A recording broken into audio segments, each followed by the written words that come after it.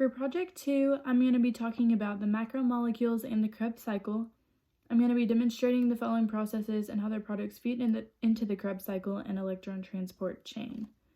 First, I'm going to start off by talking about the major food sources of carbohydrates, lipids, and proteins, which are meat products such as beef, chicken, lamb, and pork, seafood, eggs, dairy foods such as milk and yogurt, beans, nuts, soy, and tofu products. Right, next, I'm going to be talking about catabolism between carbohydrates and proteins. Carbohydrate catabolism is a series of redox reactions that yield energy from carbohydrates. The energy is stored in the form high-energy phosphate bonds of ATP, where it can be used quickly for various cellular processes. Protein catabolism is the breakdown of proteins into absorbable monomers for further degradation or reassembly.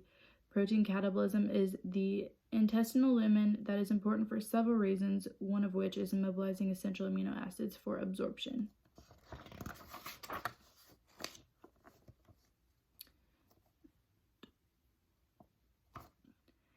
Two of the major polysaccharides found in foods are starch and glycogen, and the structural representation of starting materials look like this.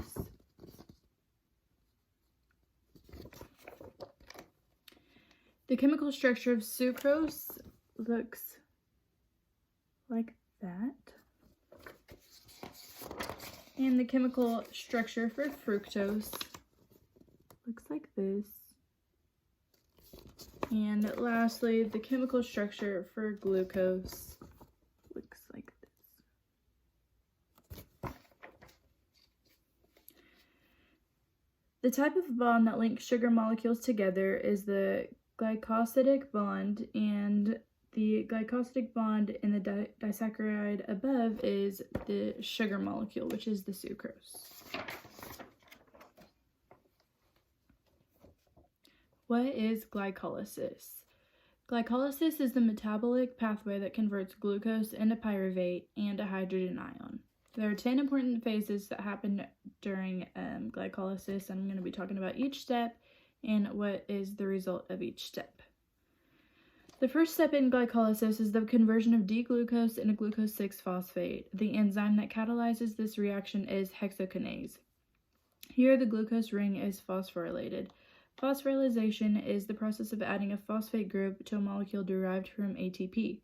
As a result, at this point in glycolysis, one molecule of ATP has been consumed. The reaction occurs with the help of the enzyme hexokinase, an enzyme that catalyzes the phosphorylation of many six-membered glucose-like ring structures. Atomic magnesium is also involved to help shield the negative charges from the phosphate groups on the ATP molecule. The result of this phosphorylation is a molecule called glucose 6-phosphate, and it's called this because the 6th carbon of the glucose acquires the phosphate group. In the second step of glycolysis, it involves the conversion of glucose 6-phosphate to fructose 6-phosphate. This reaction occurs with the help of the enzyme phosphoglucose isomerase. As the name of the enzyme suggests, this reaction involves the isomerization reaction. The reaction involves the rearrangement of the carbon-oxygen bond to transform the 6-membered ring into a 5-membered ring. The rearrangement takes place when the 6-membered ring opens and then closes in such a way that the first carbon now becomes external to the ring. In the third step of glycolysis, fructose 6-phosphate is converted to fructose 1,6-biphosphate. Similar to the reaction that occurs in step 1 of glycolysis, a second molecule of ATP provides the phosphate group that is added on to the F6P molecule. The enzyme that catalyzes this reaction is the phosphofructose kinase, and as in step 1, a magnesium atom is involved to help shield negative charges. In the fourth step of the glycolysis process, aldolase splits fructose 1,6-biphosphate into two sugars that are isomers of each other. These two sugars are DHAP and GAP. This step utilizes the enzyme aldolase, which catalyzes the cleavage of FBP to yield 2 3-carbon molecules. In the fifth step of the glycolysis process, enzyme triocephosphate isomerase rapidly enter. It converts the molecules DHAP and GAP. GAP phosphate is removed, used in the next step of the glycolysis process. GAP is the only molecule that continues in the glycolytic pathway. As a result, all of the DHAP molecules produced are further acted on by the enzyme, TIN, which reorganizes the DHAP into GAP so it can continue into glycolysis. At this point in the glycolytic pathway, we have 2 3-carbon molecules but have not yet fully converted glucose into pyruvate. In the 6th step of the glycolysis process, GAPDH adds an inorganic phosphate to glyceride 3-phosphate, producing 1,3-biphosphogyrocerate. Question mark.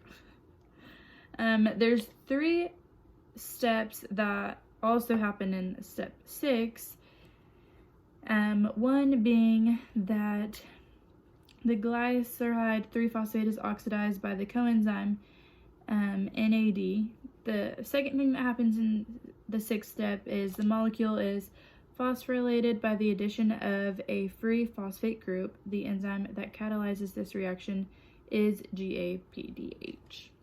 In the 7th step, phosphoglycerate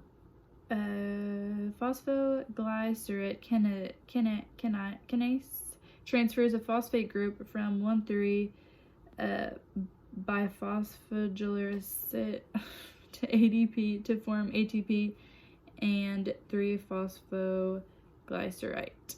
In this step, 1,3-biphosphoglycerate is converted to 3-phosphoglycerate by the enzyme phosphoglycerate kinase, PGK. This reaction involves the loss of a phosphate group from the starting material.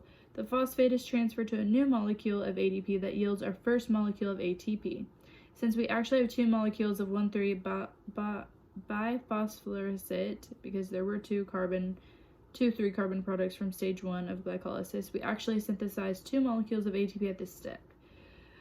With this synthesis of ATP, we have canceled the first 2 molecules of ATP that we used, leaving us with a net of 0 ATP molecules up to this stage of glycolysis. Again, we see that this atom of magnesium is involved to shield the negative charges of the phosphate groups of the ATP molecule.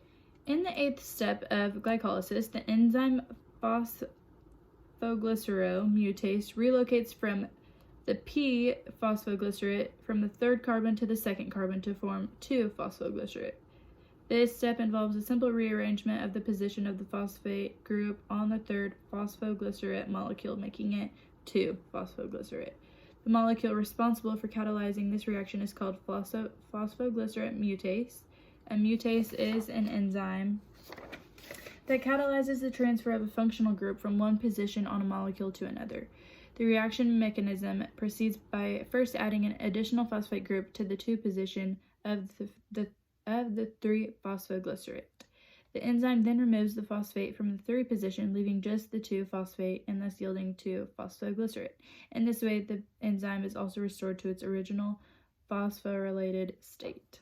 In the 9th step, the enzyme analyst removes a molecule of water from 2-phosphoglycerate to form PEP. This step involves the conversion of 2-phosphoglycerate to PEP. The reaction is catalyzed by the enzyme enolase. Enolase works by removing a water group or dehydrating the 2-phosphoglycerate. The specificity of the enzyme pocket allows for the reaction to occur through a series of steps too complicated to cover. In the final stages of the glycolysis process, it converts into pyruvate with the help of the enzyme pyruvate kinase. As the enzyme's name suggests, the reaction involves the transfer of a phosphate group. The phosphate group attached to the 2-carbon of the PEP is transferred to a molecule of ADP, yielding ATP. Again, since there are 2 molecules of PEP here, we are actually generating 2 ATP molecules. Immediately upon finishing glycolysis, the cell must continue respiration in either an aerobic or anaerobic direction. This choice is made based on the circumstances of the particular cell. A cell that can perform aerobic respiration and which finds itself in the presence of oxygen will continue on to the aerobic citric acid cycle in the mitochondria. If a cell able to perform aerobic respiration is a situation where there is no carbon, such as muscles under extreme exertion, it will move into a type of anaerobic respiration called homolactic fermentation. Some cells, such as yeast, are unable to carry out aerobic respiration and will automatically move into a type of anaerobic respiration called alcoholic fermentation. Now I'm going to be answering some questions after the glycolysis process. What is the fate of pyruvate after glycolysis? All three fates of pyruvate from glycolysis provide for the regeneration of NAD from NADH, yield of ATP from the completion oxidation of one glucose molecule in a skeletal muscle cell. How many molecules of ATP, NADH, and FADH2 are consumed produced in this process? Each turn of the cycle forms one GTP or ATP as well as 3 NADH molecules and 1 FADH2 molecule, which will be used in further steps of cellular respiration to produce ATP for the cell. How many moles of ATP are produced from these NADH and FADH2 in the ETC? For every pair of electrons transported to the electron transport chain by a molecule of NADH, between 2 and 3 ATP are generated. For each pair of electrons transferred by FADH2, between 1 and 2 ATP are generated. All right, and this is the structure of triacylglycerol triglyceride. And this is what it looks like. The triglycerides are commonly found in the blood, and this is a chemical reaction that shows the complete hydrolysis of the triglycerols and the triglycerides and glycerol and 3 fatty acids.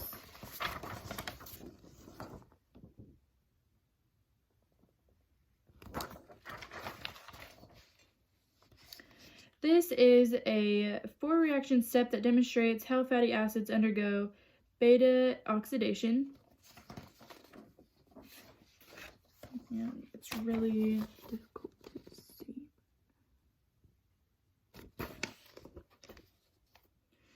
Next, I have an image of the generic sequence of 3 amino acids using R to represent the side chain.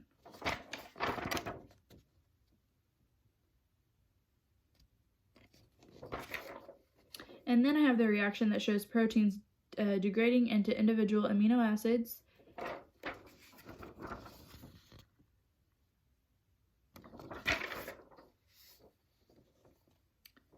Right, and the name of the functional group that links amino acids together to make proteins is called peptide bonding. And then I have an example of a transamination reaction.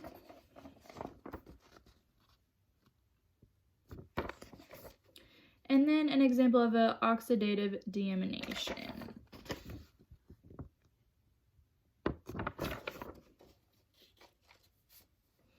Right, what is the purpose of alpha-keto acids serve for the body? Alpha-keto acids are used primarily as energy for liver cells and in fatty acid synthesis, also in the liver. Another question is, what other biological process cycle uses these alpha-keto acids? The alpha-keto acids are especially important in biology as they are involved in the Krebs citric acid cycle and in glycolysis. Next, I have the 8 essential carbon structures of the Krebs cycle and the important parts of each step.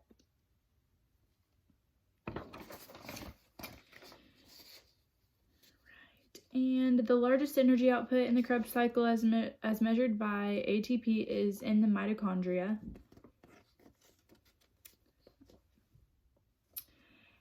These next 3 questions all have an answer at the end. How does the electron chain operate? How does the protons cause ATP production? What is the proton gradient? So the electron transport chain and ATP synthase are embedded in the inner mitochondrial membrane. The electrons flow through the electron transport chain, causing protons to be pumped from the matrix to the intermembrane space. Eventually, the electrons are passed to oxygen, which combines which protons to form water. The proton gradient produced by proton pumping during the electron transport chain is used